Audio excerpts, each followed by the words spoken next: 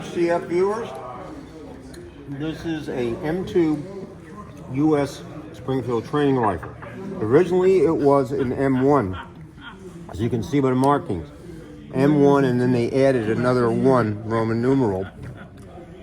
This was developed by John C. Garand after World War II, the M1.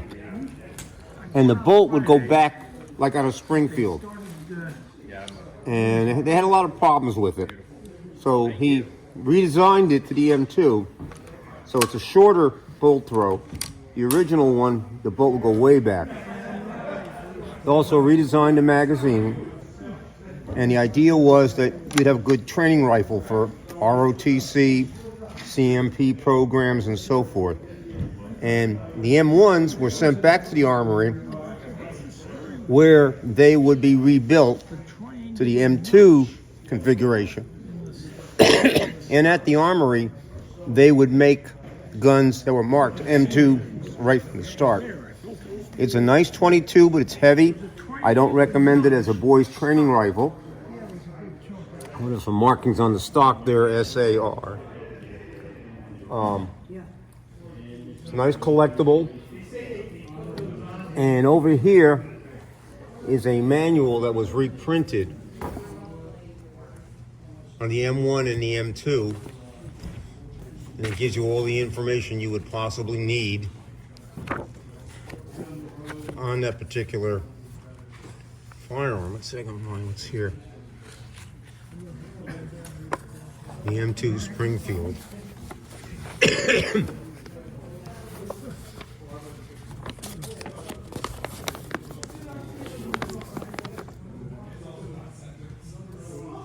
Now, during World War 1942, it was decided not to make any more of these because the armory had more higher responsibilities. And what they did, here's the manual, is they started buying commercial 22 rifles, like the Remington, Stevens, and the Winchester. And they could meet the needs of the military, particularly the Navy.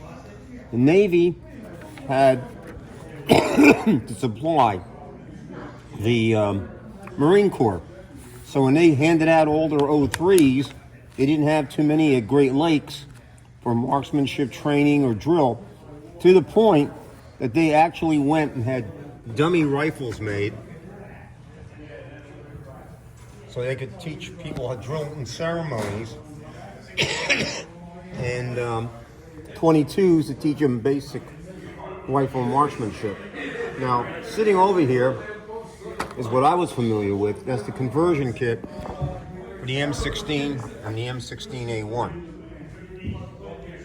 Now, the magazine for it was actually a magazine insert. You had to stick it into a standard 30-round 5.56 magazine, and you would replace the bolt with this assembly, and you could fire 22s.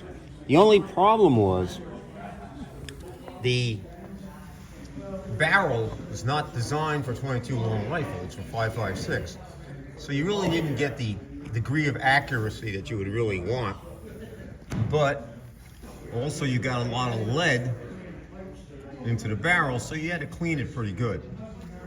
And but it was, useful for 25-yard zeroing and teaching the fundamentals on an M16. Now, a similar situation occurred. This is a Service Ace. Okay, so we can get it here. Service Ace. That was designed so you could fire 22s theoretically with the kick of a 45. But you soon found that after 50 rounds of standard velocity ammunition, it would jam up. The floating chamber was not really a great idea. If you have one of these guns, use high velocity ammunition like Stingers. Maybe you can fire 100 rounds before it jams up. But if you use standard velocity 22 long rifle, by about 50 rounds, you got to take the gun apart, you got to clean the chamber, the floating chamber, scrape away the lead. Yeah, it's a pain. Okay. Over here, we have a high standard. See the ordnance mark. Okay. And U.S. property on the top. And the official designation, which is right there. Now, that's a better deal, really. And the Navy used a lot of them in the Coast Guard for training basic pistol marksmanship. As a matter of fact, that particular pistol was, according to Springfield research, assigned to a minesweeper. I can't find the paperwork now. But I was watching a documentary on the Korean War this week by pure chance, and it seemed that we had 550 minesweepers at the end of World War II to clear away German and Japanese mines. In 1951, when Douglas MacArthur wanted to invade North Korea and capture their main port, all the Navy could give him was one minesweeper and 5 wooden-hulled auxiliary vessels. And the minesweeper got sunk by a mine. So, luckily for him, the South Korean army captured the North Korean port from the land side. But why this would be in a minesweeper, beyond the idea of why would they have it there anyway. But anyway, these are 22 trainers, U.S. There are some others that were sold by the CMP. And this is just a quick intro into 22 trainers. And if you have a 22 conversion kit for your AR-15, you're not going to get real accuracy unless you have a dedicated upper that's geared for 22 long rifles.